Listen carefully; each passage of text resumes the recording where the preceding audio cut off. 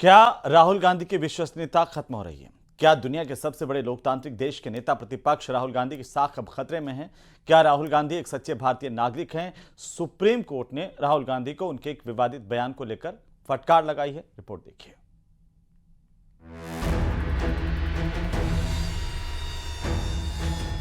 कांग्रेस नेता राहुल गांधी ने भारत जोड़ो यात्रा के दौरान भारतीय सेना के खिलाफ कथित टिप्पणी के मामले में अपने खिलाफ मानहानि को चुनौती देने के लिए सुप्रीम कोर्ट में याचिका दायर की है। सुनवाई के दौरान जस्टिस दीपांकर दत्ता और जस्टिस एजी मसीह की बेंच ने राहुल गांधी की तरफ से दिए गए बयानों पर असहमति जताई।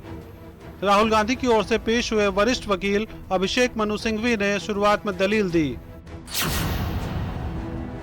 अगर कोई विपक्षी नेता मुद्दे नहीं उठा सकता तो यह एक दुर्भाग्यपूर्ण स्थिति होगी। अदालत में सिंघवी ने कहा कि अगर वह प्रेस में छपी ये बातें नहीं कह सकते तो वह विपक्ष के नेता नहीं हो सकते। कोर्ट ने सुनवाई के दौरान राहुल गांधी को फटकार लगाई है। जस्टिस दत्ता ने पूछा कि आपको कैसे पता चला कि चीन ने 2000 वर्ग किलोमीटर तक भारत की जमीन हड़प ली है? अगर आप सच्चे भारतीय होते तो ऐसा नहीं कहते। आपको जो कुछ भी कहना है संसद में क्यों नहीं कहते? आपको सोशल मीडिया पोस्ट में यह क्यों कहना है? राहुल गांधी के बयान पर असहमति जताते हुए जस्टिस दत्ता ने पूछा, आप बिना सबूत के ये बयान क्यों दे रहे हैं? अगर आप एक सच्चे भारतीय होते तो आप यह सब नहीं कहते। 2023 की भारत जोड़ो यात्रा के दौरान कांग्रेस नेता राहुल गांधी ने दावा किया कि एक पूर्व सेना अधिकारी ने उन्हें बताया था कि चीन ने 2000 वर्ग किलोमीटर भारतीय क्षेत्र पर कब्जा कर लिया है। उनके इस बयान को लेकर सियासी घमासान छिड़ गया था। बीजेपी ने पूछा है कि क्या भारत को अब एक ज्यादा जिम्मेदार नेता प्रतिपक्ष की जरूरत है? आखिर उन्होंने क्यों भारतीय सेनाओं का मनोबल गिराने की कोशिश की? कैसे नेता प्रतिपक्ष हैं, गैर जिम्मेदाराना बयान देते हैं। ये फौजदारी के मामले में धोखाधड़ी के लिए बेल पे बाहर है। एक और मानहानि के मुकदमे में इनको सजा हो चुकी है, जो कि बाद में सर्वोच्च न्यायालय ने रोक लगाई। अभी मामला लंबित है। और इससे पहले भी किस तरह से झूठ भी बोला है, गैर जिम्मेदार बयान भी दिए हैं। राहुल गांधी के खिलाफ मानहानि का मुकदमा दायर किया गया था, जिसके खिलाफ राहुल गांधी ने सुप्रीम कोर्ट में याचिका लगाई। राहुल की याचिका पर सुप्रीम कोर्ट ने यूपी सरकार और शिकायतकर्ता को नोटिस जारी किया है।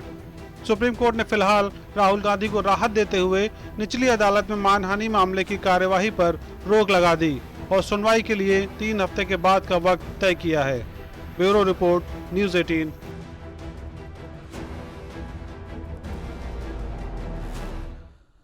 तो इधर सुप्रीम कोर्ट की राहुल गांधी को कड़ी फटकार के बाद बीजेपी राहुल गांधी पर हमलावर है, तो वहीं कांग्रेस राहुल गांधी का बचाव करती नजर आ रही है। रिपोर्ट देखिए। आप दिल्ली में बैठ करके 2000 किलोमीटर ले गया, कभी लद्दाख कभी अरुणाचल, बिना मतलब का बात करता है। तो मैं मानता हूं कि सुप्रीम कोर्ट ने आज श्रीमान राहुल गांधी जी का ऊपर में जो लगाम लगाया है, ये बहुत ही महत्वपूर्ण है। इसके बाद दुस्साहस नहीं करना चाहिए। हमारे डिफेंस के बारे में, हमारे सैनिकों के बारे में, हमारे देश के जमीन के बारे में इस तरीके से बात नहीं करना चाहिए, जिससे हमारा देश के मनोबल को नीचे गिरा देते हैं और हमारा देश के छवि का नुकसान होते हैं।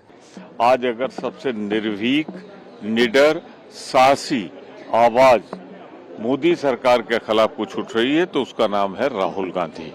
तो हमें गर्व है अपने नेता पे, जो भी देश हित में, जनहित में है वो। उधर बिहार में वोटर लिस्ट वेरिफिकेशन को लेकर के चुनाव आयोग को हिट करने के चक्कर में लालू के लाल तेजस्वी खुद हिट विकेट हो गए हैं। तेजस्वी चुनाव आयोग के खिलाफ दावा करके फंस गए हैं। रिपोर्ट देखिए।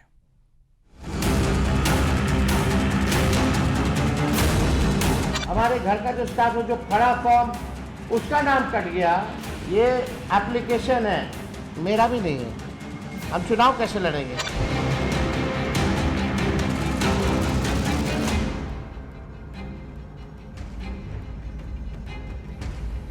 हिंदी में एक बेहद मशहूर मुहावरा है, आ बैल मुझे मार, यानी मुसीबत को खुद ही दावत देना। निर्वाचन आयोग पर नाम काटने का आरोप लगाकर तेजस्वी ने भी कुछ ऐसा ही किया है। निर्वाचन आयोग ने न सिर्फ उनके आरोप को झूठा साबित कर दिया, बल्कि उनके पास 2 वोटर आईडी होने की आशंका भी जाहिर कर दी और अब जांच के लिए उनसे दस्तावेज तलब किए गए हैं। तेजस्वी यादव ने आरोप लगाया कि उनका epic number RAB291612 draft list में नहीं है, जबकि निर्वाचन आयोग ने RAB04562228 एपिक नंबर वाले वोटर आईडी के डिटेल साझा किए। तेजस्वी यादव ने प्रेस कॉन्फ्रेंस में अपनी आईडी दिखाई। निर्वाचन आयोग ने जांच के लिए तेजस्वी से एपिक डिटेल और ओरिजिनल दस्तावेज मांगे। तेजस्वी यादव ने आरोप लगाया कि उनका एपिक नंबर बदल गया। निर्वाचन आयोग ने तेजस्वी को 2 वोटर आईडी रखने को लेकर नोटिस भेजा। वहीं इस मामले में एक वकील ने बिहार विधानसभा में नेता प्रतिपक्ष तेजस्वी यादव पर पटना के दीघा थाने में शिकायत दर्ज कराई। 2 वोटर आईडी कार्ड रखने के मामले में तेजस्वी यादव के खिलाफ पटना के दीघा थाने में शिकायत दर्ज कराई गई है। दीघा थाना क्षेत्र के एक वकील राजीव रंजन ने पुलिस को शिकायत दी है और 2 वोटर आईडी कार्ड्स रखने को लेकर उनके खिलाफ कार्रवाई की मांग की है। दूसरी तरफ चुनाव आयोग ने भी तेजस्वी यादव को नोटिस जारी कर दिया है। चुनाव आयोग ने तेजस्वी यादव से उनकी प्रेस कॉन्फ्रेंस में दिखाए गए एपिक नंबर को लेकर जवाब मांगा है। अब सवाल ये है कि अचानक तेजस्वी यादव ये नया एपिक नंबर कहां से ले आए, जिसका वो दावा कर रहे हैं। क्या तेजस्वी यादव ने 2 वोटर आईडी कार्ड बनवाए हैं? इसको लेकर अब जांच शुरू हो गई है। वहीं बीजेपी ने इसे तेजस्वी यादव का चुनावी घोटाला बताया। बीजेपी ने चुनाव आयोग से तेजस्वी के खिलाफ मुकदमा दर्ज करने और उनका वोटिंग राइट सस्पेंड करने की मांग की है।